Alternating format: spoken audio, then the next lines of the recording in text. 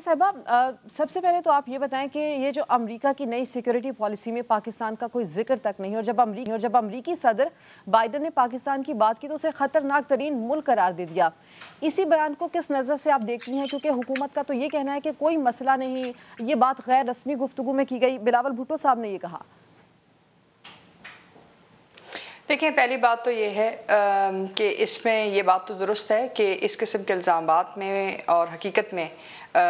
बहुत फ़र्क है, क्योंकि हकीकतन पाकिस्तान का एटमी प्रोग्राम दुनिया के बेहतरीन प्रोग्रामों में उसका शुमार होता है। रही बात ये कि अमेरिकन सदर ने ये बात क्यों कही, अमेरिकन सदर ने ये बात इसलिए कही क्योंकि अगर आपको याद पड़ता हो, कैरी लूगर बर्मन एक्ट जो 2009 में पाकिस्तान के लिए तरतीब दिया गया था अमेरिका के अंदर, जिसके मद में वो पाकिस्तान की आवाम को सिविलियन एड देना चाहते थे। उस एक्ट के 3 बानी थे, उसमें से एक जो है सदर बाइडन साहब थे, और जो दूसरे जो 2 लोग थे उसमें से एक बर्मन जो CIA के हेड, और तीसरे जो थे वो उनका नाम है रिचर्ड लूगर साहब ने 1991 के अंदर कजाकिस्तान, यूक्रेन और बेलारूस के ख़िलाफ़ और बिलखसूस रूस के एटमी प्रोग्राम के ख़िलाफ़ एक तहरीक चलाई थी, जिसमें उन्होंने कहा कि उनके एटमी हथियार महफूज नहीं। और इसके बाद ना सिर्फ उन्होंने इन हथियारों को इन तीनों ममालिक से लेकर वापस रूस की तरफ लेके गए, लेकिन उसके साथ साथ इन हथियारों को नाकारा बनाने के लिए अमेरिका ने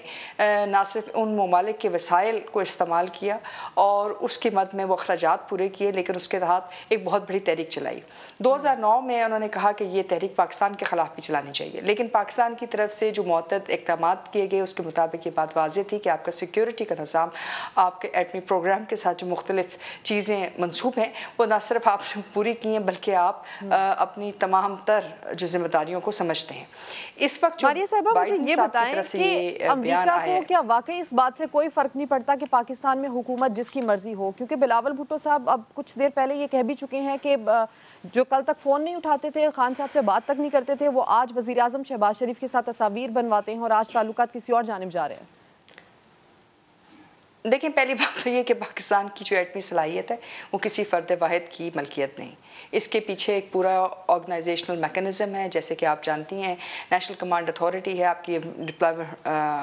डेवलपमेंट कमेटी है, आपकी एम्प्लॉयमेंट कमेटी, और उसके साथ साथ आपकी बहुत ज़्यादा साइंसदान है, और इसके अलावा बहुत सारे लोगों ने इसके लिए बेजा कुर्बानियाँ दी हैं। और ये आपका प्रोग्राम कोई आज का नहीं है, ये आपका प्रोग्राम तकरीबन 50 सालों से ज़ायद अरसे के ऊपर जो है मुश्तमिल है। बाइडन साहब ये जो काम कर रहे हैं उसके पीछे 2 चीज़ें हैं। एक तो वो कैरी लूगर बर्मन एक्ट है जो अभी भी